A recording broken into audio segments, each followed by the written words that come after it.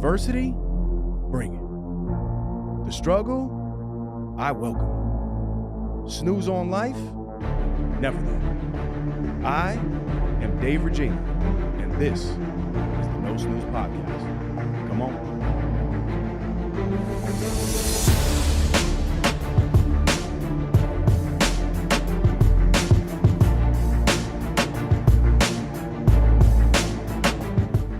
Welcome back, No Snooze Podcast, episode 200. As always, I'm in the booth with probably my favorite three. We have Claudio, the voice, Valenzuela, joined by Sean, the fiancé, Degnan. And I am Dave, the body, Regina. SD, before we jump in, I just want to shout out 200 freaking episodes of the podcast. CV, I want to shout you out, my brother. Very grateful for the man behind the scenes, Cai Visions. It's a product of consistency, product of discipline, a product of intentional action from when we started till now. So congratulations on 200. Thank you to everybody that's tuned into one episode or 200. So I just definitely wanted to say that. Shout out to U.S. Insider and Nelly Chavez, a great feature on not only the podcast, but also the work that I'm doing as a deputy commissioner and the work that Sean and I are doing with Action Cultivates Excellence. So if you haven't checked that out, please check that out.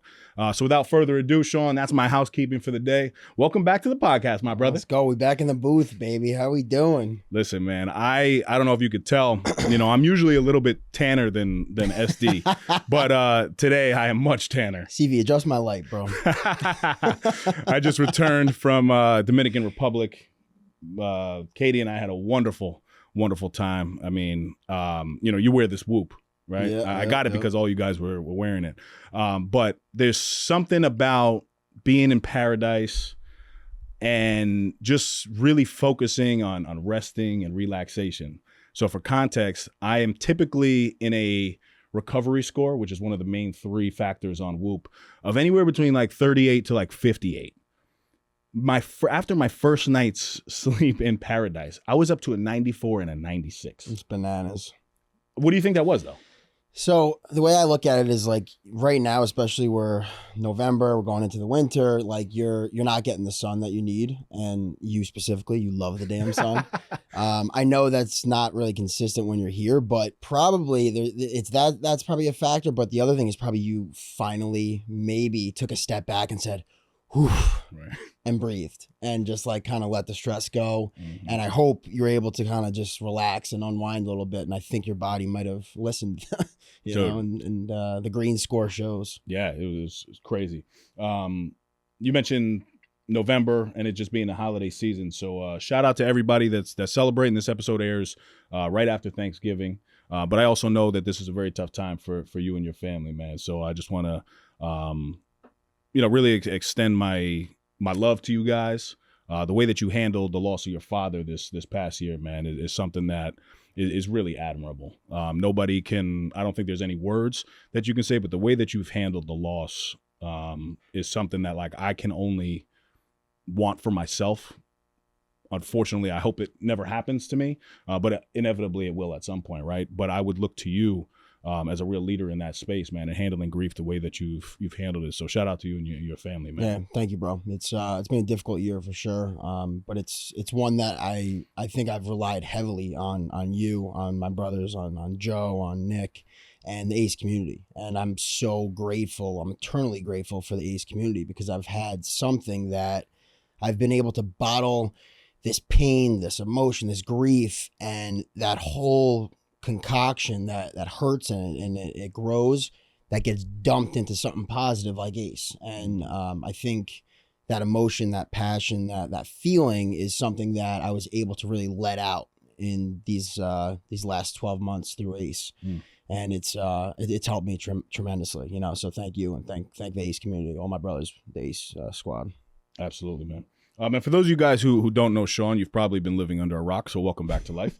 But he is not only a best friend of mine, but he's also a serial entrepreneur. He's one of the managing partners he's the managing partner at Sail House over in Tarrytown, which is a great restaurant. If you haven't checked it out, go check it out. But he's also my partner in Action Cultivates Excellence, which is a men's leadership group where we form leaders, man. Sean is a leader of his own life. He wears many hats, just like myself, and we've been able to create, something great, which we're going to get into. But before we do that, I did soften Sean up a little bit, because the first time that I sat down with Sean, he was Sean the Animal Degnan, and now he is Sean the fiance Degnan. So congratulations, my brother! Shout out to you and JG, soon to be JD. Hey, you like that? That's bars right there. That's bars. I mean, fire. that is bars. You know me and my one-liners. I've been working on that. So shout out to Jackie as well. I know you guys were just in Florida enjoying a nice little trip. How is the engaged life, man? And congratulations to you. Thank you, bro. Thank you, man. It's engaged life it's interesting. I think there's definitely a more significant piece when there's that big ass expensive ring on the finger. And I think we've got an exciting future, and I'm pumped about it. But I think locking the venue down was really the biggest challenge and the hurdle and the date and all that. So we're hyped that we finally got that stuff going. We'll be down in Miami Beach, chilling on the ice blue water. It's gonna be nice. So excited about it, bro. And I'm eternally grateful for her, because as you mentioned, the last year's been tough, but along with Ace and you guys, I mean, she's been my number one rock. So I look at her as, I get emotional talking about it, like she's so pivotal in my life. She's so important to me. So love you, Jack, and I appreciate you.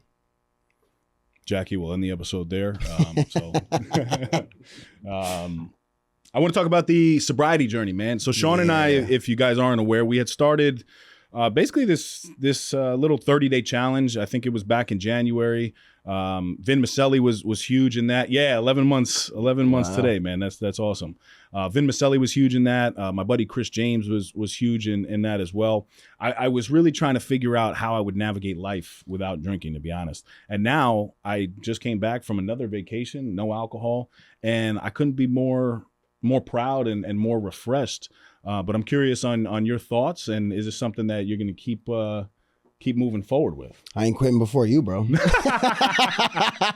going to check in with you daily. Yo, you drink today? Yo. You drink today? I think the competition piece of it has been a huge driving factor for me. We'll be 20 years in. I ain't quit yet, bro. No, I think that, dude, I mean, I feel so good. Like my body feels tremendously better. I talked a ton about this with Shannon yesterday on her podcast. Just like there's that whole like taboo, just like conversation of like when someone says, oh, you're not drinking, and you're like, no, because now I'm at the point where it's like, no, I don't drink. And right now that's just where I'm at with it. And it took a long time for me to get comfortable with even just saying that without giving the reason behind it and all that.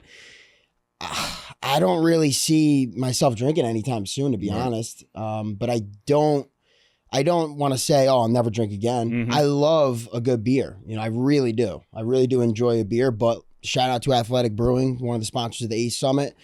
That's kind of like doing it for me. I could have one or two of those with a dinner every now and then, once every couple of weeks, and I feel good about it. What is Athletic, for those that don't know? Athletic Brewing's a non-alcoholic brewing company. They are based out of Connecticut, actually, and I think they distribute in California as well. But Run Wild IPA, that light blue one, that's my favorite. It's something that I think athletes and people that are in the fitness and wellness space it's a beverage for them to say, all right, I could be out and be social and I could have a nice drink without feeling the negative effects of a hangover and of alcohol. Very cool. No, I feel the same way. Even with going out to restaurants, right? They bring over the menus, and then if you're in a fancy place, they bring over like the cocktail menu.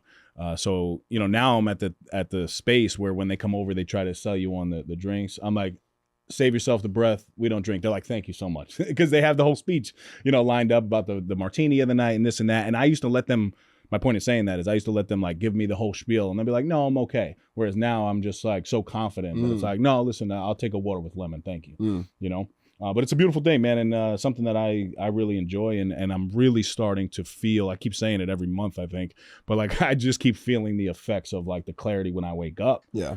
Just gets better and better, man. And also I don't think, I don't think it's by coincidence. Looking at the year that we had too, with everything that's gone on. You talk about ACE and its impact in year one, and it's remarkable to really look at. But we put on 20 events, man. It was 9 outdoor workouts, 9 personal professional development dinners, and 2 leadership summits. You and I, we don't ever sit back and like look at that stuff. No. But pretty damn impressive Yeah. for year one of a business startup.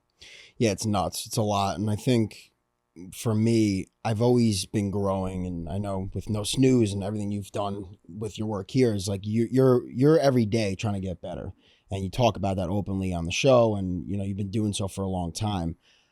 I feel as though I was trying to live in alignment for such a long time. And I think that dropping the booze for me personally, I know you could attest to this also, was kind of like the dead weight that I had to let go of. Mm-hmm. And, leaning into ACE was something that really was like, damn, this is what real alignment feels like, and purpose and passion and fulfillment. And it's something I've never experienced before. And I think the 20 events we were able to put on wasn't effortless. It was don't get me wrong, it was difficult, but it felt a lot easier than it would have, if you're not doing the things that you love and you're not living in alignment. Mm-hmm. Do you feel like you're finally living in true real alignment in your life now? Absolutely. I mean, even for me, and I've shared, I'm not going to go into depth on the story, but, even last year around this time, like I was still drinking heavily on the weekends, man. And, by that time we had already locked in the location for ACE. And yeah, man, it was dead weight. It was just holding me back. And again, I, just like everything, I would drink with a purpose. Like I wasn't drinking casually. Like I didn't really do that. If I was drinking, it was for a purpose, to feel whatever I was trying to feel, or get away from the feelings that I was trying to feel. So I agree 100%. But also there was that little voice in my head, man. I was talking about it a very long time ago. And it was a voice, and it was specifically telling me to stop drinking. Because I do believe that if I didn't stop to the extent of what I was doing, that I was going down a really bad path, whether that be addiction, or whether, something happened to somebody close to me, or, me, God forbid, getting in a car and driving and putting myself in a really bad situation. I think the things could have gone a lot different. And that's something that I really look at in my life now. I really think about the consequences for my actions, which is something that I think in the past I wasn't really aware of. So if that, I think that, makes sense now, that I do feel, and I would agree with the alignment piece. Why do you think people are so resistant to change? And you just mentioned that voice. You have that voice that creeps up, and I have voices still that I need to take action on certain things in my life that maybe I'm not there yet. Why do you think, for drinking, let's talk about specifically, I guess, that voice wasn't loud enough in a shorter period of time? Why did it take certain things in your life to happen in order for you to take action and make change? Because for me, I have to drag myself through the mud. I have to F up a million times for me to finally say, like, dude, make a freaking change, idiot. Why do people resist change, and why do you think it's so hard for us to take action on that? I think there's a stubbornness to, especially a lot of Americans, man. I mean, we live in this life to where we're very privileged. You know what I mean? We have really everything at our fingertips. And like, I was just in DR, and I saw parts of DR that were, really, really struggling, like very impoverished areas, and they don't have basic needs. Like, you still can't even drink tap water out there. I'm the tap water king. And I say that because I think that plays into the level of like, oh, I'm going to do what I want type mentality. And I also discuss this, pretty frequently with people, but I think we like the idea of things, but we don't really want the change, because with any change comes a different outcome and circumstance. And there are sacrifices that have to be made, for drinking, right? Like, I know that I gave up specifically 3 really great days per year where I go to the casino with my best friends. And not that I can't still do this, but like, I don't know if I'm going to be able to be in the club until 2-3 in the morning. But, that was a sacrifice that I definitely had to make. And, when you're in your 20s or your 30s, there is that piece of, well, life is short, live life. But now I'm okay with the sacrifice. But the sacrifice, I think, has to be greater, the reward has to be greater than the sacrifice in your own mind, right? And I think that's a similarity with a lot of people that I deal with on a daily basis. I would say it's definitely a stubbornness to us, but then also we like the idea, but we don't really want the outcome of it. Yeah. So as I mentioned before we started recording, I listened to this John Maxwell podcast 5 times on the treadmill this morning. And one of the things he touched on was people, they say they want to change, they want to, do all this stuff, but nothing really happens until you take action. And ultimately what happens is people will voice, like you just said, they want to change, they want something different for their life, but they ultimately choose comfort over that change in their life. And it's sad, and I think that's why we got a goddamn company, Action Cultivates Excellence, because we are learning in our own lives in real time that when we take risk, when we take action, we're able to create new opportunities, and new opportunities open up to us and people that we've never been exposed to, and these different networks. Everything is coming to us in alignment, and it almost seems like it's so graceful, like it doesn't seem like it's so hard anymore. And I think it's really on the other side of taking that jump, taking that risk, and really following through with action on these different little voices and things that pop up in our life. Well said. I want to talk about the sponsors and I guess our unique approach to it with what we've built into what's called the annual brand partnerships. And again, we, instead of the word sponsor, we really use partners because, we believe in the companies that are partnered with us and behind us, but want to give a special shout out to Whitaker Doors, Boundless Nutrition, Hollow Labs, and Sir Skincare for Men, which now has the off-brand Her on the women's side of things. But those, specific companies, and we'll talk about the other companies in a minute, but those specific companies, we pitch them on, I think, a unique idea that individuals who are listening to this podcast that are trying to build some level of community, a brand, get into partnerships, can really benefit from. So do you want to talk a little bit about, our approach to the annual brand partnerships? And that was kind of we pitched big ticket items. I guess what I'm trying to say, when you pitch a big ticket item for one summit or one event, it's not as enticing versus the approach that we took for the annual sponsorships. Yeah. So I think it's, once we're at a level where we want to be at, when we got millions of people following us and, Ace is global and we're doing everything we want to do at, the drop of a dime, these sponsorships are going to come so easy, but we're not there yet. And it's very hard to say, hey, we've got a leadership summit with 30 guys from the tri-state area coming. And we had a couple people fly in from different areas as well. But predominantly it's a very hyper-focused market. And for us to say, hey, we're looking for thousands of dollars to sponsor this summit, put your belief in us and we'll return that value back. That's not an easy ask on paper. You look at that pen and paper and you say, does that really make sense? Does that math add up? Maybe not until you meet the community. And I think you really had that idea of, I have to give you credit on this. It was just like the brand partnership, even just the wording of it, rather than a sponsor, the brand partners. It's someone that we put trust and belief in, and people that we've developed relationships with that put belief in us.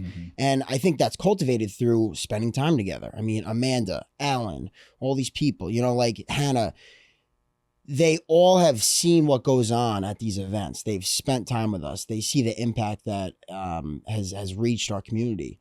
And I think they want to be a part of it, and I think that alignment piece comes into play as well. Is just like they're stepping into their alignment and they're aligning with a brand that makes sense for their business to grow as well. Right. It's been, it's been cool to see because I love walking into Balanced Nutrition and seeing someone from the ACE community. I love seeing someone post that they're going to get a skincare routine. It's like, this is cool shit. And small business needs to support small business, Whitaker Garage Doors, they're getting business. It's cool to see, but I have to definitely say you were the mastermind behind that. Even just the wording, the way that stuff is pitched has a different, digestion in the ear when you hear it. You know what's funny about Ace, and I'm not saying this and thank you for the acknowledgement there, but like I couldn't tell you what I did versus what you did. I really look at it as what we did. So whether if it was my idea or not, this is one of those relationships between you and I really don't keep score at all. Like I could not tell you. You had a gun to my head and you were like, yo, who created or who came up with the concept of this or that? I wouldn't be able to tell you that was me or you because I feel like it just flows so naturally. But I will say, you know, what Sean is saying is the gold, and that word alignment is huge in everything that we do.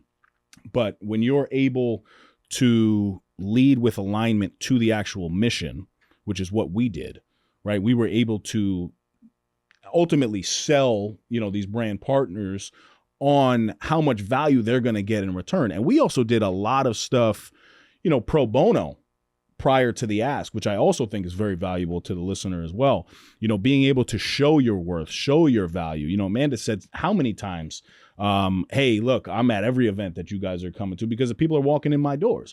But we aligned, you know, people who are in the fitness space to Boundless Nutrition, Hollow Labs, which are supplement companies, right? We have very successful individuals who are in our network, who own homes, who own businesses. So why wouldn't they want to go, you know, have a direct connection to Whitaker Garage Doors, right? You know, you mentioned something great too, and I think you said it at the summit. You know, guys, my typical skincare routine is at the gym. I'm using the 3-in-1. Like I'm just using that gym soap. But the reality is, like, why wouldn't we want to connect with somebody who specializes in men's skincare, right? And now every event, if you're having 30 to 40 people, that adds up over time. Times that by 20, it's almost a no-brainer. So I think that's something as we, you know, come up with the concept for our book, throw that out there. Mm-hmm. You know, these are things that we will discuss, you know, to help others build the community behind them. So definitely wanted to acknowledge that. We also have to shout out Lululemon, Living Juice, Athletic Brewing Company too, right? You want to speak on those guys? Yeah, I think we touched on Athletic Brew. I mean, they're awesome and something that I truly like believe in. I love the taste. But Living Juice, that's a company that it's a women-owned company, and they're a company that they're founded. Their founders are from Irvington. I grew up with this family and going to school with these guys, and they actually had a funny story about you and you know that nickname they have for you or whatever when they were playing like in the I can't remember the school they went to, whatever private school they were at. But it's weird how, you know, these old connections end up coming back, you know, when you're doing cool stuff like we're doing. So Living Juice, they're a cold pressed juice company, and they're based out of Katona right now. They've actually got this cool little thing. It's called the Living Sanctuary, which is it's a funny little thing because we're a sanctuary online. And it's like a little mini wellness village. And you go, they've got these small little cottages that you go in, and they've got different stuff going on. So amazing company with them. Totally believe in them. I mean, the last 2 summits, we literally only drank like bottled water, Living Juice, and Athletic Brewing Company, and a shit ton of black coffee. You know, it's so true. And you know, the last one, Lululemon, I mean, their stuff is incredible. And Sabrina's been so awesome with us. I mean, she totally believes in us. She loves putting us in those 5-inch shorts and trying to get those big milky white thighs out. Well, you got the big ones. I'll take the calves. I got the milky ones still. I need something to highlight the calves. Yeah. No, but Sabrina's been amazing. And I think another one, just like a local person that sees the value that we're able to provide them, and you know, she gives us a ton of value. So thank you to all those guys. We really truly appreciate you. And also Joe and Nick. Yeah, you know, 2 of Sean's best friends, Joe K, Nick Menente, who have ironically kind of stole your best friends too, man. You know, we talk all the time. These guys are not only an inspiration to Sean and I, but also leaders in our community. So, you know, I'll just talk on Ice and Iron, and, you know, you guys kind of see him leading our cold plunges. But I think it's a great tactic that we've done. We've taken real people, you know, within our lives, and now we're highlighting what they do, and now it's giving them exposure, and now they're giving value back to us. And then, you know, we took what was called like ticket sponsors too this year, which was a great approach as well. We allowed businesses to come in and kind of sponsor a ticket for an anonymous individual to come in. And I think it was a really nice tie. So you just want to talk on, you know, Nick and Nahal? Yeah. I mean, I want to touch on this first before I forget it. I think we do a really good job at going through our network and saying, who do we know that does this? And like Mike Press is another example. He's done a bunch of events, James, DJ and stuff. And I think we do a really good job at using our resources and saying, all right, let's find the guys that can benefit from this, but also will provide value to us. And I don't even think you know this yet, but maybe Mike told you, but Mike's going to be DJing the wedding.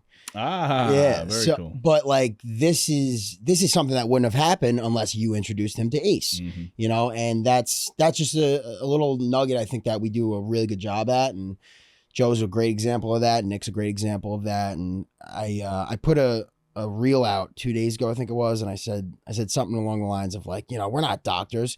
We actually have one doctor and that's Nick. And Caliber Concierge, I mean, they're an in-home physical therapy practice, and they deal with some pretty wealthy clientele and some real notable names that we can't be dropping on the epi here, but they sponsored a ticket, and Nick and Nahal, they've been amazing, and they're soon to be parents in about a month. Yep. So shout out to those guys. Absolutely. Congratulations. And the last one is Dominic Colavito from Our Care Home Services. It's unfortunate, but a lot of us are in our 30s and, in our 40s as well. So our parents are getting older. So whether it's your grandparents or your parents, we have a great opportunity to partner with Our Care Home Services, which provides home care to, senior citizens. So shout out to those guys as well. Are you looking to elevate your brand with captivating visuals and immersive sound? Look no further than the home of the No Snooze podcast, Cai Visions Productions, your go-to destination for cutting-edge audio and video production. At Cai Visions, we don't just create content, we create experiences that leave a lasting impact. From podcasts, YouTube variety shows, sleek corporate videos, to attention-grabbing promotional campaigns, our team of experts is dedicated to turning your vision into reality.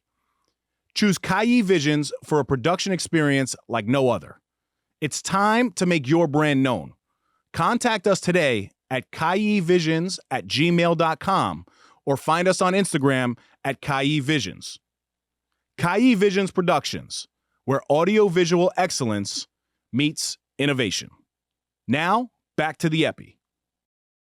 Let's talk about the speakers a little bit, man. Vin Maselli, Michael Chernow, Jake Zemer, and Pat Damiano leading our ORTs. How did we come up with that lineup, and what'd you think of it? It's a fire cast. It's a beast crew, dude. It was interesting because when we had the first summit, we landed Joe Girardi, and it's like, all right, we got 4-time World Series champ. Like, how do we top that? And I think we did, to be honest. I think it was a group that was very hyper-focused to our network. And I think it was something that, for me, selfishly, I needed to hear every message that those guys had. Yep. And Vin he's a mentor of both of ours, and someone that we've got some more stuff coming to check us out soon. We got some info coming for 2025 with Vin.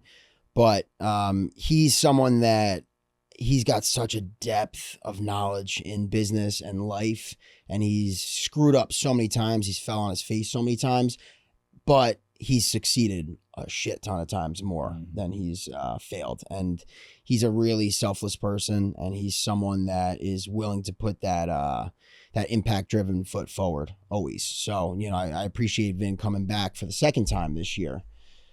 Chernow was someone that from the jump, we had mentioned, when we were talking about it, when we introduced him, like, he was literally one of two people that me personally, I was like, I need this guy at the summit. And he's someone that, for me, when I was starting the restaurant, I would listen to his podcast often, and he's a former restaurant guy, and he just talked about the kind of the struggles of the restaurant world and navigating the business space of it, but also the hospitality space. It's a lot to juggle. And when I was going through my difficult time of opening the restaurant, I would listen to him like the freaking Bible, dude. And I just took his message and said, man, like, I could really change how I'm looking at the restaurant space here. And I would apply a lot of things that he would talk about.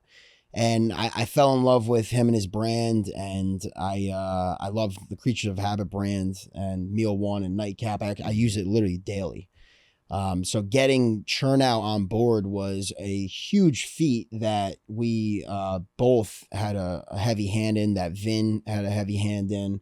And it's almost, I look back at it in the email we got from him yesterday, I'm like, damn. Like I get chills reading that email because we truly did impact him as much as he impacted us. Yeah. You know, how do you feel about that? Yeah, no, for sure. But I think that's also I think there's a couple things that I want to unpack there when it comes to Mike. You know, Sean literally mentioned to me, and at that time I didn't really know who Mike was. I've heard of, you know, his brands, obviously Meatball Shop, heard of it, but didn't really like dive into his content like that. But for you to be, you know, basically day one of a company sending me two names and one of them being him, I think there's, you know, something to be said about that higher power meeting us. Yeah. You know, like we put that name out there and then we just did what it took, and there was alignment with Vin being able to connect us. But my takeaway from Mike was incredible. I mean, his story, the courage that he, I think, invoked in everybody, but also like he gave this analogy, and you know, when things hit for me, like they just hit. It's something like I'll never forget. But you know, if you always ask me like what kind of animal I wanted to be, I would probably say a lion, right? Like, you know, I just want to be a leader, the king of the jungle, all that. And I think most people can relate to that. I know Sean likes owls and that, but you know, like lions too. But most people, you know, we're lions. So there's a story behind that. Yeah. Owl's a great animal, Sean. I really commend your efforts on what you want to be in the jungle. What are you, a hummingbird? Yeah. So, you know, Mike gave this analogy of there being one animal in the jungle that, like, when the storms come, every single animal takes cover. Every animal. But there's one animal that realizes, wow, on the other side of the storm, there's a rainbow. And that's a bison. And when he was telling that story, I'm like, oh, I was getting chills. I'm like, it's just something that you can never forget. So shout out to Michael Chernow. I was busting his chops because he's one of the guys that can really show up with these man pouches and make it look really, really fly. Right? Am I right? Because I can't be rocking that. No. You know, I really can't. But you're also one of the few guys, like literally two guys that I know that you could be so direct and blunt and just like almost attack someone, but it's like funny. Like they're not offended at all. Yeah, no, Mike took it really, really well. But that's why we had to send him a personalized axe as well, because he's got the bag to carry it. But yeah, also I think you know, something personal that Sean and I did, and Sean was the one that really came up with the concept, but he was like, listen, you need to write, you know, handwritten letters to the guys that spoke specifically. You know, Mike, Jake Zemer, and Vin. And we both did two different cards. Sean wrote his, I wrote mine, and we mailed it to them. And I think that was a really dope thing. And anybody that's out there in business, you know, you can follow up with a thank you email. And there's nothing wrong with that. But like actually physically going to Walgreens, buying thank you cards, like sitting down, my hand was actually hurting because I don't write anymore because I type everything. Yeah, I was like, I forget how to write. I think it was a really nice touch. And I think that's also like a takeaway for people if you're doing business with somebody, you know, sending that personalized message. I think that was great, man. Yeah, there was a few things that made me like think of that. And I mean, outside of my mom telling me every single year of my life, you have to send a thank you. You have to follow up. I'm like, all right, Mom, I got it. But Mike actually talked about it at the summit, how any first new time buyers of Creatures of Habit, he goes through orders once a week and he goes and he finds their phone number and he calls them. Chernow calls first time buyers. Like, you might not get that call, but he goes through it and he eventually gets to you. And if you don't answer, he leaves you a message. It's like, damn, man, like someone that's at that level doing business like that is taking that next step to really make people feel the value, you know, and say, I appreciate you. I thank you, you know. I was down in Florida, like you just mentioned, getting our wedding venue, and we show up to the hotel that I was pretty confident we were going to pick when we were like rolling up to it. But, you know, you never know what happens. So we roll up, valet, you know, takes the car, and we do the whole tour, and the place is under construction. Like, it's literally stripped head to toe. So the hotel, when we go there next year, it's going to be like brand new. But it's tough to visualize all this stuff. And it's hard for a salesperson, being someone that's in this industry, to sell a space that's not physically there yet. You know, It's very hard to do that. this lady did an impeccable job of it, and she was super hospitable and just like amazing. We're walking out of there feeling good. And I'm like, wow, man, this is, I think this is it. I go to the valet, I give him the ticket, and the car pulls up, and in the front seat of the passenger side, there's a bag and a handwritten note, Jackie and Sean. And it's like a take-home bag of a thank you. And there's a handwritten note from that lady that walked us through, Matilda. And it was just thanking us like for considering that hotel. And we sat there and literally, I got chills thinking about it now. I just got them too. Me and Jackie opened the car door and I'm like, it's just like, that's next level. Like, people don't do that. People will send a text. Mm-hmm. People will shoot you a call every now and then. And that's great. Going that next step, sometimes this is a separator. And for this lady, she got the wedding out of it. And, you know, like we were probably going that way anyways, but bam, like that seals it in. Mm-hmm. And, you know, it's just, it's cool to see when people take that next step. And someone I also don't want to fail to acknowledge is Zemer. And, you know, during the summit, he was so funny, man. I think you two are very similar. And you're kind of like, love you or I can't really stand you. And Zemer from the bat was like, listen, I'm going to come off cocky. I'm going to come off like a jerk. He's like, just open your damn ears and listen to what I got to say. And he was right. Like, there was a couple things he said in the beginning where I'm like, God, man, this is like tough to hear. And the way he delivers the message, but holy shit, man, that guy is filled with knowledge. And he was amazing on Saturday when he spoke. You know, people, and yes, I can relate to that, because there's this thing about Jake. I think I have it as well. I'm at the point now, I don't really care if people like me. I want to be respected by everybody, because I'm always going to, you know, treat everybody with respect. But he's just so comfortable in his own skin. And he also knows that he's an expert in what he does, right? And when he sits there, and it could come off a little like contentious at times, but he's really not saying anything that's offensive. I think people actually get offended because of their own insecurities within themselves, right? Like, somebody can mess with me and tell me whatever it is about my crooked nose or this or that, and like, I'm gonna laugh with you, but I'm gonna come back with probably 2 more, you know, jabs to you. But like, it's just kind of how I roll. But I can really relate to his candor. Yeah, you know. But he was one that right from the start, after we did the podcast, man, he actually said to CV and I both, he was like, "Yo, I see you guys are, you know, doing the men's stuff. I think it's incredible. I want to be involved and I want to give back." So when you take a guy like that, people that really don't want to dive into his stuff to get to know him, I think that's fine too, right? But you're missing out on a really good-hearted individual. Oh, he was amazing, man. And I learned so much. He was, from the past 2 summits, he was the one individual where I sat there and my hand was hurting because I took so many damn notes. Saw you. I was going in, bro, because like, I'm an idiot in this space. And yeah, I'll go and lift a shit ton of weight and I'll run fast and whatever, but like, nutrition wise and all that, like, I'm not an expert. I don't really know what I'm doing there. And it was mind blowing, some of the stuff he was saying. What would you say that you learned through hosting 20 events on a year? Any surprises or like unexpected lessons?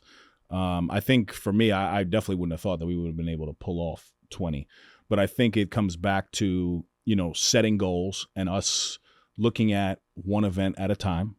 Right. And these are all like really tangible things that like we discuss, you know, but when you're looking at a map of 20, you're like, whoa, I can't even really get there. And I'm always one. You are more like, let me look at the future, the big picture, which I think is great. And I really like to try to hone in. Like, if we have an event coming up, it's like, all right, we got to post 6 times, you know, to get the people to this event. And then we can worry about the next one. But I think it's a good duality between the two of us. But what would you say, I guess, were there any surprises or lessons from hosting that many events? Are we an event company now? Is that what we do? I think so. Yeah. We're a leadership of an event leadership company? Yeah. Yeah, I think so. And yeah, I mean, 20 is a lot, dude. It's a lot. And I don't think we sat there in 2023 when we were planning ACE and said, all right, we're going to do 20 events. We never said that. No. We said, let's do a summit. And then the summit was so impactful that we were like, all right, we got to keep this shit going. And we kind of just really listened to the audience, I think. And I think that's a hard thing to do when you're looking at, you know, huge vision, long-term goals, build. A lot of the times you have your own ideas, but you're not really tapping into what your audience really wants and needs. And we actually sat there and said, okay, we're getting all this blowback for only hosting a summit and not continuing this stuff. What are we going to do? women are hitting us up on Instagram. They're like, what about us? You know, we want to get involved with this stuff. And we had that conversation of doing a co-ed workout thing and, you know, hosting more events like that. We did take a second to say, all right, you know, what does the community want? What does the community need? And I think that was a big separating factor for us than some of these other companies, because you could look at some of these other retreats and summit businesses and they have these ideas of what they want to do. They have different visions for what people need. But if you don't sit there and take feedback, and I know you do this with Greenberg, you have meetings with your employees. I had a staff meeting last night and I heard all this stuff that I wasn't really aware of because I was so deep in my own work. And I was able to hear all this stuff where I'm like, damn, I got to fix this. I got to change this. This is what's working. This is what's not working. We did that multiple times throughout the year. We made tweaks, we made adjustments, and I think we had a really successful year. I would say extremely successful looking back at it. But it's funny because our personalities are like, we're just scratching the surface, you know? And that's the challenge. But I also think it's the thing that keeps us going. And I think the name Action Cultivates Excellence is literally what we live by. And I think people also see that authenticity in us. You know, it's not just like, oh, hey, these guys are just talking. Like, we're actually doing the things that we're saying that we're going to do. I want to just transition to, I guess, men in general and how you think men today can improve in terms of balancing personal growth with professional success and development, right? I think it's tough because there's that importance of, like, you know, you hear that work-life balance thing, which sometimes it's funny. My answer changes to that all the time because I'm like, yes, there's balance, but no, there's not, because I can't give 50% here, 50% here because I'm involved in 25 different things. But when I'm in it, I give it, you know, my best. But I think there's the mental health piece that's really important, and just like developing personally as an individual. So how do you think, you know, men can improve on that stuff today? I look at personal and professional development as one thing, growth. And for us, we have a company, Action Cultivates Excellence, because we want people to take action on their growth. Whatever that means for you. Mm-hmm. That could be you want to grow as a CEO. That means you could be a mom of 3, a mom of 4 that wants to be a better mother, that does a better job when she's at home. You could be someone that just wants to take one step forward in the morning. You know, we had someone at the summit that was bedridden, someone that was in a coma, someone that was in a completely different space than someone like a Pat Damiano that's a global fitness influencer, you know, like we had all these different people on different levels, and it's just beautiful to see when people say, I just want to grow. And that's what it is for me. Stop separating personal and professional. Look at it as growth. John Maxwell says, when you're in a growth mindset, there is no finish line, because when you're finished, There's nothing else. So commit to your growth every day. The only way tomorrow is going to be better than yesterday is if you intentionally decide to grow today. That's a clip. No, it's good stuff. What's next though for Ace, right? Like in 2025, I guess we can share a little, but any big plans or changes coming our way for 2025? And we could just like have the conversation, obviously, as thoughts. Like you and I have spoke a little bit on it. But that's the other thing about you and I, like we're not afraid to like put things out there. Yeah. So let's put some stuff out there for 2025.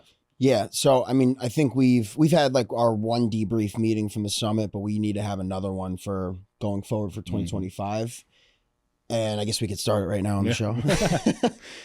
There's a lot of things that come to mind when I look at Ace's future. One of them is a stamped in the damn ground headquarters. And I know we both have that same vision of just having the best damn wellness, personal and professional performance center that the world has ever seen. And that's in partnership with some really dope people that we have in our community. That's I think the biggest thing on my radar. The other thing is global summits. And I look at Tulum, Mexico all the time. I know you're probably sick of me saying it, but I literally look at 2 places there and I'm like, I need to have a freaking summit there. And for me, it's just so deep in my soul that I feel like we need that. I look at that. I look at even like out in the Midwest and Colorado and some of these cool places within the country that a lot of people don't get to see, especially being from the tri-state area, New York, Connecticut, Jersey.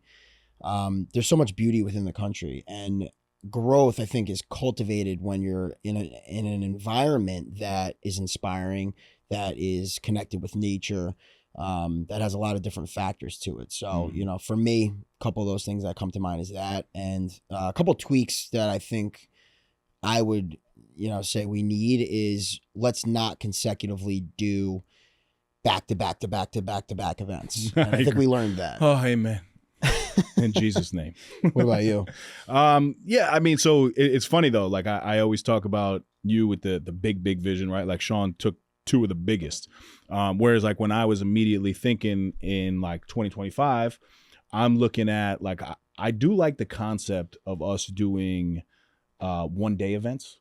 Right, like not scaling down our summit, but making it more accessible to men and women, right? And hosting a 1 day event with 200 people in a hotel and going that route. Like I think that's a really dope thing for 2025. And also I want to see the groundbreaking for Ace Women, right? And now Sean and I are not going to be the ones to, you know, step in and lead that the same way we lead the men. Like we need women in charge of that. You could ask Katie and Jack. They'll tell you we ain't the ones to be in charge of that. Absolutely. But I think, you know, I think it's just, it's proof in the pudding, man. It's what we've followed the entire time, which is what the people want, you know, and a lot of women have been very vocal about, and it started with like funny DMs, like, yo, what about the women, bro? What about us? What about us? What about us? And I'm thinking the same thing, like, y'all do not want to hear from us. Like, we are not the ones to coach you guys up. But, you know, the framework of the ELTs, which is expert-led trainings, the ORTs, which is outdoor resilience training, and the VBDs, the vulnerability breakthrough developments, that's the framework of ACE, right? And now women deserve to have that. And then I'll also agree with, you know, the two things that you said. I don't know about, you know, them all happening in 2025, but I think we're making significant progress towards it. And even the headquarters, man, like that headquarters is going to be a little bit different, right? Like obviously you have your high-end fitness equipment there, but also like Cai Visions podcast studio in the building, right? The access to the hot and cold therapy, a remote workspace for individuals, a subscription-based model for individuals to come and kind of spend your day there, right? You could work there, but you can also work out there. You can also just get your wellness in there. I think a juice bar included in that. Like all of these things are things that we know are going to happen, but it's great to put it out there to really get the clarity on it. So big things ahead for 2025 and beyond. I want to stop you real quick because you always you downplay yourself with the big vision thing sometimes, but Claudio, you just hear how descriptive he was about that damn headquarters. Like that is something that you want and need, and I know we need that shit. But dude, I got it down to the logos, the ACE logos, you know, on the dumbbells. Yeah, you know what I'm saying? Like this is not a baby facility. But I told you from the beginning, like, you know, this is one of those endeavors that I'm taking a risk on. You know, it's going to be the thing that I pull the trigger on if I need to go to the SBA or whatever it is. Is that what it is? SBA? Yeah. Yeah. And, you know, put myself $1 million in debt. Like these are things that I'm willing to do for that vision. I'm not looking for the garage. And again, nothing wrong with it, right? But like, I'm not looking for the starter garage gym. No. It's just not, it doesn't really feel right. No, you know? You've said that from the jump where you're like, yo, like if we're going to do this, we're doing this. And I think for me, the roles were a little bit reversed here because I was like, no, we could do whatever. And then you're like, no, like, we need to do this shit. I remember when you sent me a picture of a warehouse. I'm like, that's good for our office. Like that's what I was thinking. Like that could be like an office space maybe. Yeah. But no, man, it's funny. What would you say is one thing that we've? Well, let me ask you. What's one thing that you've learned from me since starting ACE? And then I'll go. I guess I'll go first to give you time to think, right? Because I've obviously got time to think about it. And I think what I've learned from you is I'm not that good. Like I've met somebody who is just as disciplined and consistent and just the same type of dog that I am, right? And I do hold myself up to, 99% of the world. I think I'll outwork anybody, and I'm the most consistent and disciplined version of Dave Regina. But I've connected with somebody who has matched that alpha. And we're two completely different personalities, but also like, I've stolen a little bit of your humility and, your candor and your approach on things, because I think at times, my bluntness does get received in a way that I'm not intending it to be received. I think you and I challenge each other in a way that doesn't need to really be said even. Like we've had the conversations at times, but it's funny how the relationship works, because I think we do a really good job at letting, when the other one is shining, let the other one go. Oh, yeah. We're the most competitive people, but there's no competition between us. I'm always looking to my right and my left to see where Sean is at, of course, but my goal isn't to beat you, right? Like my goal is to be right there with you, which is definitely different in this type of relationship. Yeah. Yeah. No, I received that, bro. I appreciate it. I think my thing that I think about so often is it's kind of similar. Like, I'm not that good. I am that good though. But like I do truly believe in my soul. Like I am going to outwork anyone in the goddamn world. Like I truly believe that in my soul, but in certain things that I'm good at, and I've learned so much from you about, I think the company has been so successful in part because you're able to think so fast on the fly. In a moment's notice, when you see gold striking, whether it be at the summit or at an event, you somehow find a way to expose that and blow that up. Whether it be, yo, Claudio, get this shot, or going over to a person mid-workout or during a men's personal development dinner and making that person shine when they're in that flow state. And that's something that I'm not good at. I'm really not. Like, I'm good at sitting here and diving deep into topics and, doing that disciplined mental internal work and all that stuff. But I don't think I do a great job at saying, okay, this is going to be something that everyone will see and needs to see because someone's experiencing a breakthrough right now, or this is something that, the business can benefit from. And for me, it's just, I take a step back sometimes and I'm like, damn, he killed that. It's funny. I do the same for you when you're speaking, especially. But it's funny, man, those things, like, thank you for it. I don't ever even think about it, because it's so quick for you. It's just natural for you. And it's not natural for me, like, which is why it's such a good balance at times, because I could be maybe the one-on-one with, let's say, Sean O'Connor mid-workout, and I'm freaking barking at him and we're going crazy. And my thought isn't to market that or whatever. And I know that's not your thought, like when that stuff like that's happening, but that might be a sick clip, or if someone's experiencing a sick moment, to highlight them and shine that light even brighter. And it's a gift, bro. It's a total gift that you have. Thank you. You got a lot of big dogs in your mentorship network, right? So if I were to ask you if you could have one guest speaker at either the next A Summit or future summits, who would it be and why? And Sean, don't worry, I'll speak at all your events, all right? It's okay. I already got my guest, bro.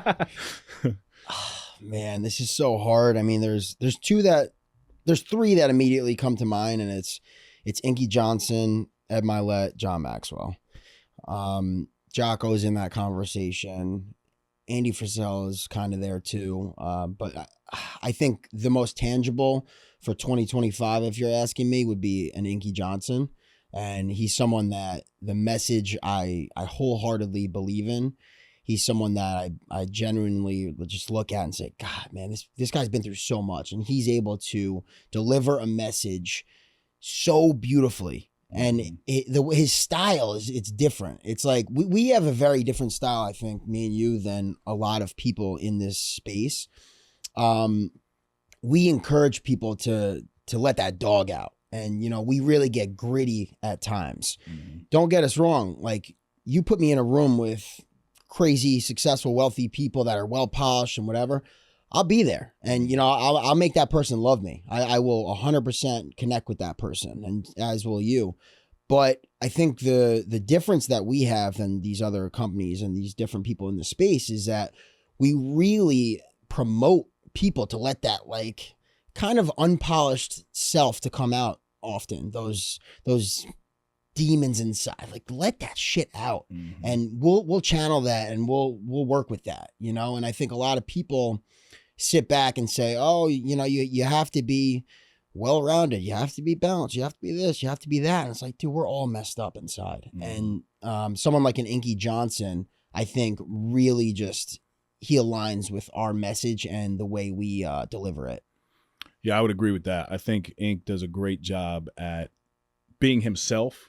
You know, I've followed Inky for a long time myself too, and we probably have a really good connection to him between Troy and Rashad. Now that I'm thinking about it, so we could probably get to him. But you know, even the story that he's told for years of, you know, how he grew up, and like he takes how he's grown up and he's now turned it into what he does today. Like he didn't have to change, right? Like the same Inky Johnson that was picked up by his, you know, youth football coach, and that's how he was introduced to football.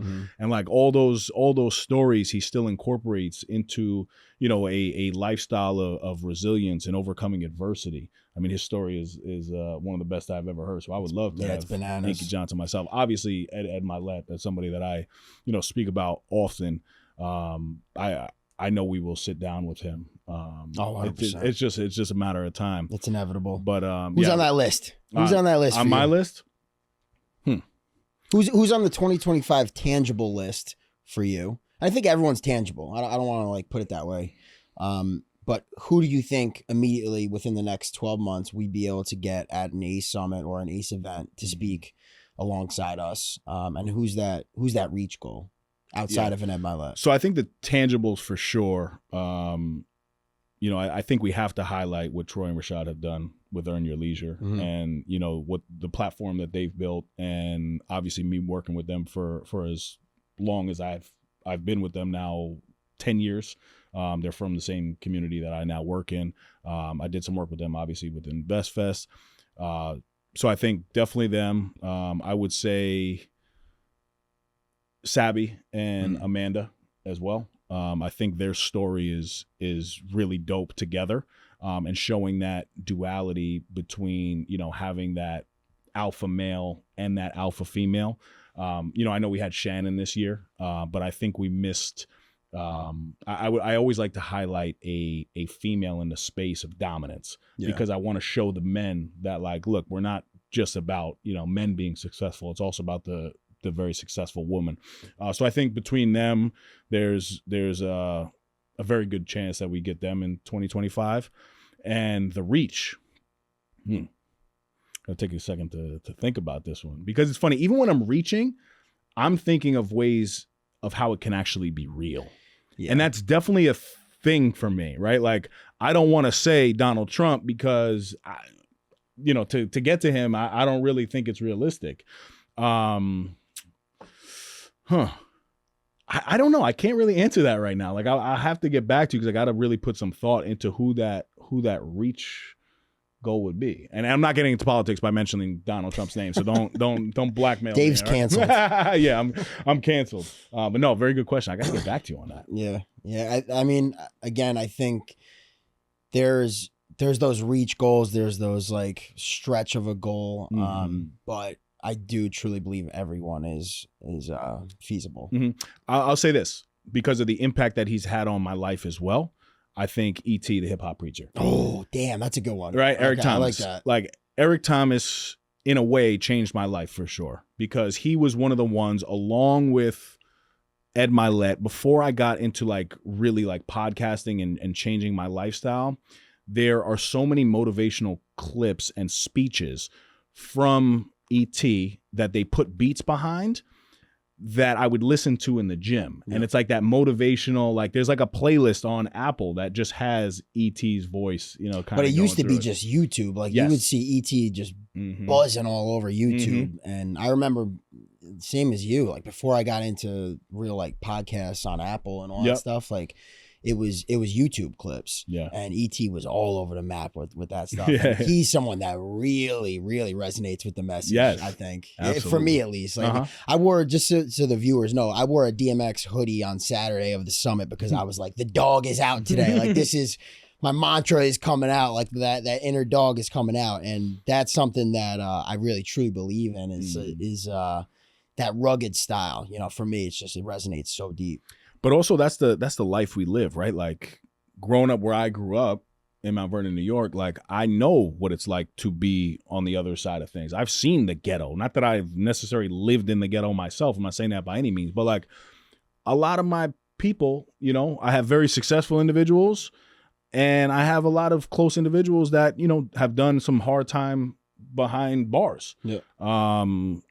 You know, and we kind of incorporate those experiences into ACE and what we do. And I'll be very open and honest. Like I think this is for you too. Like I'll listen to the most inspiring, motivational thing.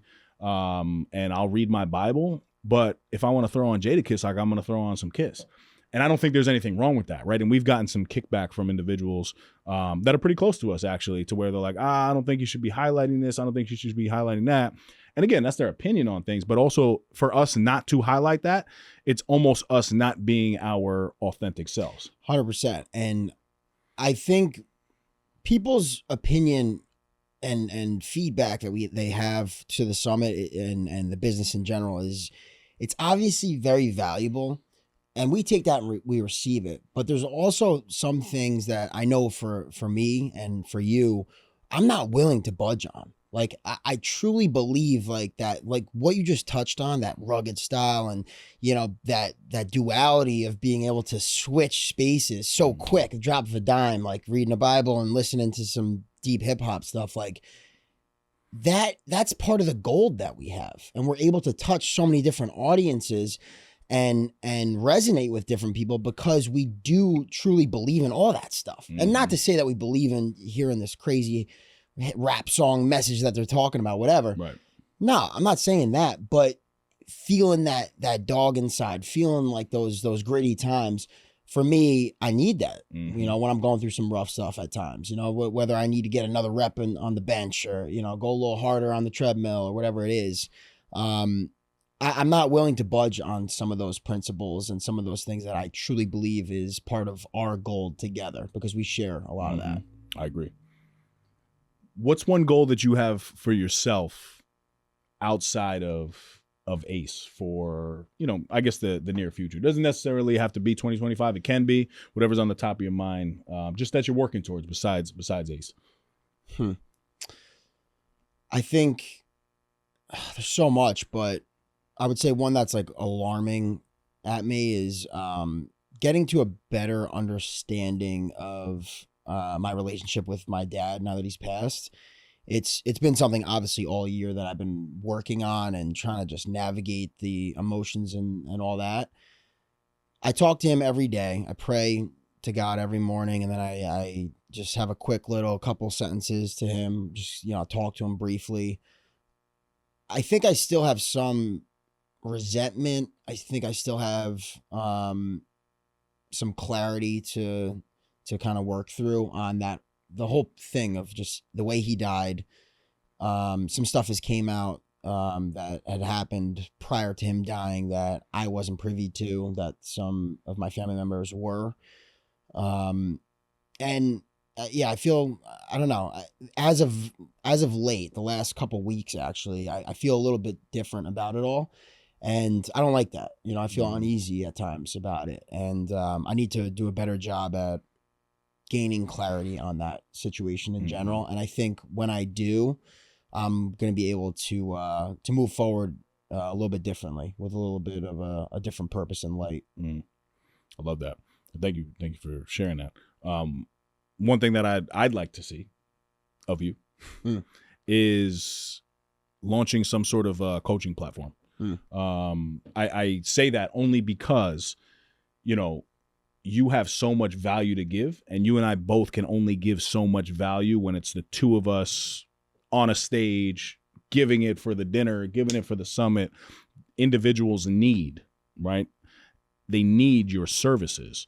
So whether it's specializing in grief, whether it's opening a restaurant, whether it's becoming a leader in your own life, people need access to Sean Degnan on a one-on-one basis. So what I would challenge and encourage you to, just throw that out there. Yeah. And that's one of my things is for 2025, I want to just continue to expand what I'm calling executive leadership coaching. And I've been doing some one-on-one work, and it's grown pretty quickly, which is why I know that it will work for you. But it's definitely come with a lot of no's, a lot of setbacks, and it's not an easy journey. And you're kind of adding another thing to your already busy schedule. But I will say the reward is so great, and I'm not talking financially. Obviously, that's good too. But like the feeling that we get, in the summits and after dinners, even like that little high that we're on, it almost never goes away because you're working with these individuals one-on-one and you're watching them just tackle their goals, and that's so a rewarding gift, though, for you. bro. Like that's a gift that you have, and that I think I have too. But it's really like a selfish thing too for us, like it makes us feel so good. Let me coach you. Yeah, let me coach you because I want to get high when you get your goals. I love seeing you grow. Damn it. Question I have for you, because now that you're in these two spaces now, and you've got a full damn plate. Like for people that don't know Dave and what he's got going on, like he's got a lot of shit going on. He's a dad. He's over in Greenberg. He's got Ace. He's doing coaching. He shows up every day. As far as his disciplined habits, his prayer, his Bible reading, working out. Like you do a lot of shit, man, and you really, really show up for yourself.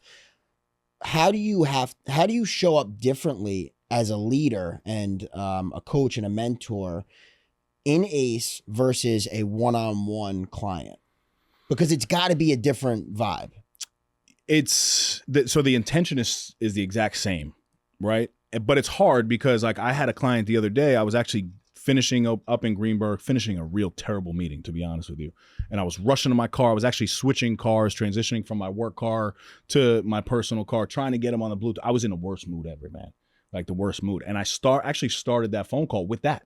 And I'm like, yo, listen, I'm sorry if my energy is there, but I always make it a point. Like if I have an 11:30 phone call with you on a Saturday, like I'm calling you at 11:29, right? So I made sure that I got on the phone prior to the start time because that's just what I do in coaching. And I actually set my intention with the client on the phone call. So the intention I would say is the same because I'm the same way in summits, but I think it's the depth of how I'm able to go into the mind of each individual that I'm working with. I have clients that I had to sign NDAs for, which is something that I wasn't really prepared for. I have individuals who are just starting out on their entrepreneurial journey. I have an individual that didn't have any level of a side business that just shot me a text and said, yo, I'm at $3,600 per month right now on money coming in, right? So I think what I'm able to do is I'm able to get a little bit more detailed because of the time that I have with each client, right? So I do daily check-ins with all of my clients, and that's via text message. But I also set a 1-hour phone call per week. And in my coaching program, I'm kind of like a one-stop shop is kind of how I sell it, depending on the pillars of life that you need. But I also include, the meal plan with that. I include a workout plan with that. And I include like the habits that I also, roll with. ACE is pretty specific because like at the dinners and stuff, we set the goal for the day, whereas my clients set the goal and then I help them achieve it. Got it. So I would say that's definitely the biggest difference, but the reward is the same because like when you're seeing guys like break through, I'm getting that now like weekly. And also like I've kind of set, I don't want to downplay myself by any means, but it's really an accountability thing, right? Like you give me a goal, I give you 100 steps to get to that big goal and we knock them out one by one. Now, if you don't do it, then we double down to make sure you get to not only that one, but the next one. And it's all a progress-based formula that really works for anybody, right? And if you're paying an individual, and this is what I didn't really understand. Pat actually told me some fire stuff a while ago. And he was basically like, you need to look at this as people need your services. So you not selling, and this is what I'm telling you now, right? Like you not selling yourself and putting yourself out there, you're actually doing these people a disservice. Yeah. And when you start looking at it like that, Now I do have a waiting list, right? Because I also can't take 100 men. Like if I quit my full-time job, which I'm not doing, I could. But I'm very selective. And I also think that's a difference too. Like anybody that walks into ACE, we've had some guys that like, they come to a dinner and they never show up again. This is very intentional because the guys are coming to me and I'm working with individuals that need growth because they're now actually paying a premium to work with me. So I think those are some of the differences for sure. Yeah, it's beautiful, man. And I think with ACE and the one-on-one coaching and all that, like one of the common threads, if you're a recurring ACE attendee and if you're obviously paying for one-on-one coaching, one of those common threads is those people are willing to humble themselves and say, I need help. And they're willing to take action. And I know for me and you both, we're very open with each other and our community about our faults and where we need to grow in our own life. We're never the person to say, do this, do that, because, we know what's best for you and whatever. It's like, yo, this is the end goal, the end destination here. Let's try to reverse engineer that. And you have to be someone that's willing to humble yourself and say, all right, I need help. And, maybe you can help me get to that end goal. Yeah, I'll be very clear, especially from a financial standpoint. Like, I have a lot of individuals that I'm working with that are way better off than I am, Yeah. And I say that only because like they're not hiring me to get to a level of financial success, even though I'm bringing them more financial success, but they have more than me, if that makes any sense. Yeah. But they're looking for something else in that space. Like a lot of guys, they're coming to me for relationship stuff, right? Where they want a better relationship with a co-parent. It's very specific to each individual. And that's also the other thing that I think is unique is you can't just make a framework for these coaching programs. It's like, we need to have a conversation first, because that's the first thing when I onboard. Before any payment gets made, I'm like, look, let's jump on a phone call. I don't even have a time frame for it. It could be 30 minutes, it could be an hour and a half. I'm willing to give you my time. And I just had a conversation with a dude the other day, and it ended up being an hour and 25 minutes and nothing came from it because I didn't think that I was able to really help him get to where he was looking to go. It just wasn't in my field. But, those are the sacrifices that I'm willing to make and take. But I just know it would be a very mutually beneficial thing for you and your individuals to do. This episode is brought to you by Whitaker Garage Doors, your one-stop shop for all things garage doors, proudly based in Peekskill, New York. Your home is a direct reflection of your personal style. And let's face it, your garage doors are the first thing people see when they pull up your driveway.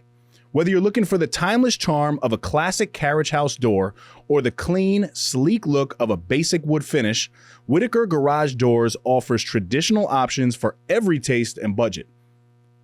I can personally vouch for their incredible service. When I had my own garage doors done, I was blown away by their timeliness, professionalism, and overall respect for their clients. Jonathan, Cassara, and their entire team are top-notch, and they really go the extra mile to ensure you're happy with the final result. So if you're in the market for a new garage door or need some repairs, give them a call or find them on Instagram at Whitaker_doors. Don't forget to tell them you're a friend of Dave's over at the No Snooze podcast. Whitaker Doors. You won't regret it. Now, back to the epi. Anyone listening who wants to get involved with ACE, what's the best way to join or learn more about, our community and events? I think shooting us a DM is probably like the best. You could go to our website, you could go to our Instagram and see what we do visually, but getting involved in terms of like having a conversation with us or guys in the community. And I think we've got so many people that have helped build this community and brand to where it is after 12 months of being in business here. And those people that have shown up on a monthly basis, those people that have been to the summits and all that stuff, they will tell you without a doubt that their life is different. If you're doubting yourself, if ACE or even something different, a different, community or program is something that you should get involved with, talk to people, have the conversation, throw shit at the wall, see if it fits for you. And we might not be a fit for you. Like we're very open about that too. You have to be a certain type of individual and we're going to hold you accountable. And if you don't like that, we're probably not the coaching community for you, the leadership community for you. But if you want to grow and get better and you want to be, taking that life personally, professionally to the next level, then give us a shout, give us a try. For the men out there who are hesitant or a little intimidated to join ACE, what would you say to them? I would say the other side of risk is usually the biggest reward. The thing you're most scared to do is usually the thing you should run towards. So if you're feeling insecure about yourself, if you're doubting if you're physically fit enough, if you're doubting if you're mentally well-rounded enough to have these conversations, all this stuff, none of us were. We are getting better every single day at achieving those goals. Like I said before, I mean, growth is it's an everyday thing. We wake up every day, and I need to work on myself every day. I've got deep demons inside that I cannot let out. There's certain things that I got to make sure I'm taming. There's some of those dragons inside. You got to be able to show up for yourself and take that risk, because there is such beautiful reward on the opposite side of it when you're willing to jump. Yeah, I'll add, if you are one that's a little intimidated, I would tell you to keep in mind that people are going to post and publicize only what they want to show. So I would ask you this question. Are you going to post a clip of you sitting around a fire with 20 dudes talking about vulnerability breakthrough developments, or are you going to post you jumping in a 35-degree cold plunge, you taking an axe and chopping down all the negative things in your life, right? So keep that in mind, because, we've gotten some kickback too on, us not fully showing the depth of what ACE is. And that's usually always my response, because the reality is no one's going to post that stuff, right? Like, if those vulnerable moments, like, those that's not the selling point, right? Like, people are going to post them getting after it and looking like a savage, but don't get it twisted. A huge part of ACE and how we kind of came about is it's a movement redefining masculinity and tying in what it's like to conquer modern leadership, right? Bridging the gap between vulnerability and masculinity. And that's what we do with Action Cultivates Excellence. And just to add to that, I mean, what was the structure of the summit? What did we do? If you look at that, night one, we did the fire pit discussions, and everyone wrote down something that they wanted to release. Great exercise. It was awesome. That was you, right? I see. Like, again, I don't even remember. I'm being serious. That was you, and maybe Joe said something like that. Yeah. So I stole it from Springfield, where I went to college. We did this thing at the end of the year. It was burning of the old shoe, and everyone kind of would be around the fire. The seniors would be on the inner circle, and the rest of the team was on the outer circle. And the seniors on the football team would be able to kind of air out their laundry, and there was no repercussions. So you could call out a coach.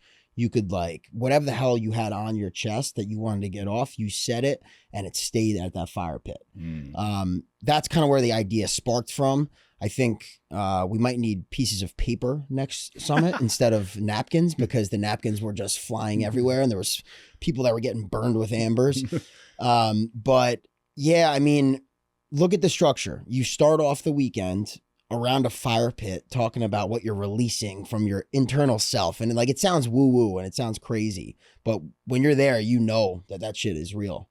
The VBDs, the way I look at it, is it's a starting point. It's you're kind of priming yourself to get to the ORTs. And the ORTs is the outdoor resilience training. So the chopping the wood with the axes, the crazy kettlebell workouts Pat led us through, all that stuff that you see these viral clips on Instagram. I look at that as a vessel for our internal battles, a vehicle for people to let that shit out. And if you're looking at those clips and you're scared of, I can't chop the tree like that, I can't swing a bell like that and whatever, look at that as a testament to that person's growth that they just experienced. They're letting that shit out. They're not there for a workout. The workout's not a workout. We're there letting stuff out. That's really what it is, in physical form. And when people are able to take that black mama mentality and channel all that shit, it comes out in rage and aggression sometimes. And it's beautiful to see. It's like poetic for me to watch that. I would agree. Very well explained too. You're getting very good at explaining your thought process, because that's a hard thing to do. And I think, anybody that's just trying to get better, you got to keep practicing. Yeah. But I've just seen extreme growth in you and I, like getting comfortable, put a microphone in front of us, no problem, put cameras and all. You're a lot better than me. Cool. Let's be real. No. I don't think so at all. I think we're different in the space, but you are very comfortable, and it's amazing to watch and witness. Sum up ACE for me in one sentence. It's a hard thing to do. If I were to say it, I would say ACE has changed my life, comma, because I'm not going to period it because I know it'll be two sentences. And it's changed the lives of so many. And if you join ACE, it will change your life as well. I got to meditate on that one, man. I mean, you could have commas too. I'm trying to. It's funny you just touched on like me like unpacking my thought process and stuff, because I'm a visual learner, and I'm trying to visually unpack what I think in verbal form. Mm-hmm. The first thing that comes to mind is just impact. Mm-hmm. That's it. Like my sentence would be impact, period. Like what was on the back of those shirts that we had for the summit. ACE to me is impact, and whatever that impact is, for you, for anyone in the community. I think we're all so different, and we all have our own things that we resonate with. We all have our own things that we need to work on, and we are all in ACE for different reasons. So impact covers it all for me, personal, professional, mental health, physical stuff, everything. There's so much to it, and impact is a word that I could say out loud, that I put on freaking shirts, that I just truly believe in, and I feel it. Mm-hmm. Like that's what it is for me. Like when I feel something, like that's where it's a difference maker for me. So my sentence would be impact. ACE is impact, period. It's fire. Put you on the spot again for one final time. What's one piece of advice you'd give to someone that wants to cultivate excellence in their own life? Cultivate excellence. Join ACE, and we'll get you squared away. No, yes, that's definitely true. But no, leadership is it's something you have to conquer within yourself first, and you can't lead others until you lead yourself. Mm-hmm. And I think that's something that I had to learn at a very young age when I was put in a leadership position. I know you were at a young age as well, to where you walk into an organization. And for me, I was 22 years old, and I had people that were that were in my warehouse that I was in charge of that were like 45, 50, 60 years old. Mm-hmm. And here I am, the 22-year-old freaking knuckle dragger coming out, and I'm your boss. What? I had to learn so fast that I need to lead myself first. I have to conquer myself before I can help others. There's so many different cliche versions of this, fill up your own cup before you can pour into others, mm-hmm. all that. So I would say look deep inside and try to lead yourself before you try to lead your family, but before you try to lead a business or whatever it is. It's something that it comes out in different forms for me. I'm so repetitive with this, but it's find peace, find stillness, sit in the darkness, sit in the discomfort. And from there, you're going to have a lot of crazy thoughts that come in that head of yours. And there's going to be things you need to discard, and there's going to be things you need to run towards. Mm-hmm. So that's what I would tell someone. What about you? I thought you were going to ask me. I would say you really have to look in the mirror right now. The holiday season is a time where, you get the foo-foo New Year's resolutions. But I would encourage everybody, whether it's tomorrow, because that's always the best time to start, or if you are taking a couple weeks to get your shit together and really figure out what it is that you want to do differently in 2025, I would encourage you to set that New Year's resolution, because the reality is you can change and you will change, but you have to do different things. If you continue to do the same shit that you've been doing for the entirety of your life, you're going to continue to get the same result. And the likelihood is that you're not happy with yourself right now. So if you want change, you have to do different things. So I'm very against when I hear New Year's resolutions are bullshit. I think it's bullshit if you make it bullshit. But also, if you come into 2025 with a new level of intention and you want to learn and you want to serve others and you want to continue to grow and you want to join a new community, I would encourage you to do that. So take the losses in 2024, get over your nonsense and your bullshit, and come back strong in 2025. Sean and I are both here as a resource, and that's not always the case, right? Like, I think this is a unique time because we're still very accessible. And I say this humbly, but in a couple of years, this conversation is not going to be the same, right? Like, Ed Milet is literally just put an email out. We were talking about it.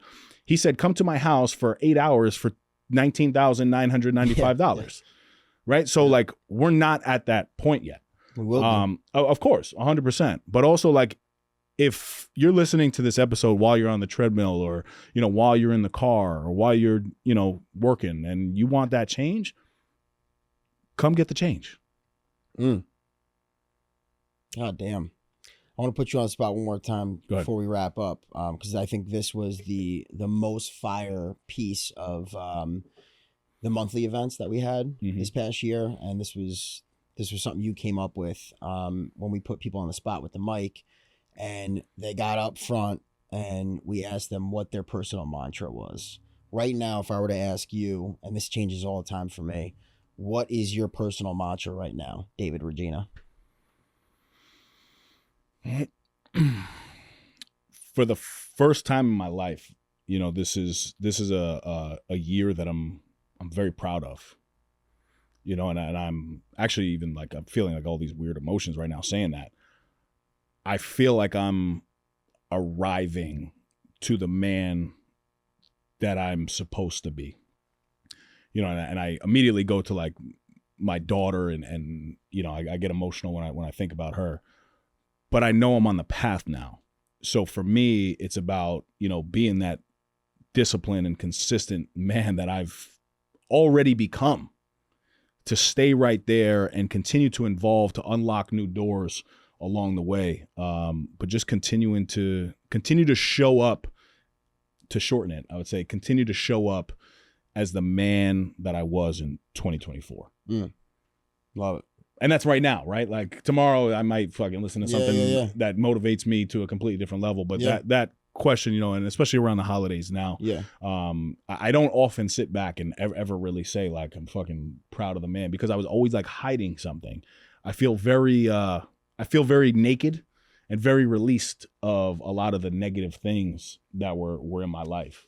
Yeah, I think, watching you, and for people that are listening to this that don't really know the depth of our relationship, like we really only know each other less than 2 years. How long? A year and a half, right? Something like that. But seeing you change as a man in the last year and a half or so, especially like this last 10 months, I would say, it's been incredible to watch. And you sitting there, I see you getting emotional and stuff, and I feel that because I think we were both in very similar shoes to where we've had a lot of things we weren't really too proud about, even though 90% of the time we're doing the right thing. 90% of the time we're showing up. 90% of the time we're just about there. 90% is not good enough, man. Like, you have to rid yourself of whatever those habits that aren't serving you. You have to rid yourself of people that don't belong in your life.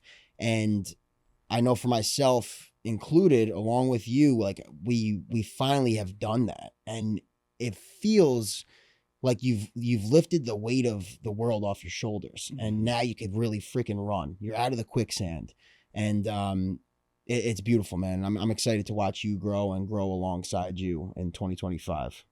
Yeah, that's the best way to say it, to grow alongside you. I'm going to steal that from you. I'm going to clip myself saying it.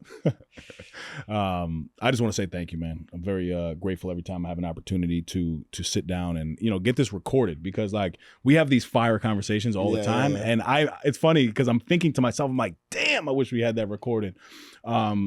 Because I think there's so much value in the genuineness of our relationship that we are not scared to put out our vulnerabilities and stuff like that. But I appreciate you, man. I look up to you as a man, as a brother. I love you. I respect you. And I take everything you say, very seriously in life. Sometimes I might not listen to you, but that's just how I am. But I got a lot of love for you, SD. So thank you, my brother. Likewise, bro. It'll roll right back at you. And I love you and I appreciate you too, man. Guys, that was 200. I know we went on for, wow, almost an hour and a half here. CV will tell me it's longer. But no, this was a good one. And I just want to say thank you to everybody listening, man. Whether you listen to 1 or 200, really grateful for all of you guys. None of this would be possible without you guys listening, and continue to share the message, continue to share the journey of what the No Snooze podcast is all about. CV, I want to say thank you to you, my brother. I want to say, you've been in it from the beginning, and sometimes you've complained along the way, but you've been down in the trenches with me, and that's something that I definitely don't forget, and I acknowledge that, and I love you, my brother. So thank you very much, guys. If you guys are in the Stanford area or the Westchester County area, and you're looking for a place to record some content, Cai Visions is the home of the No Snooze podcast, and we're absolutely looking for some additional podcasts to get under the scope of Cai Visions. As always, you could shop the latest merch at nosnoozeshop.com. And until next time, stop snoozing. Get up and get after it. My man SD. Buy it in the booth. 200. Thank you guys for tuning in. That's another epi in the books. You can follow us on Instagram at No Snooze Podcast and leave us a 5-star review wherever you listen to us. Subscribe to our YouTube channel, No Snooze. Shop the latest merch at nosnoozeshop.com. Come on.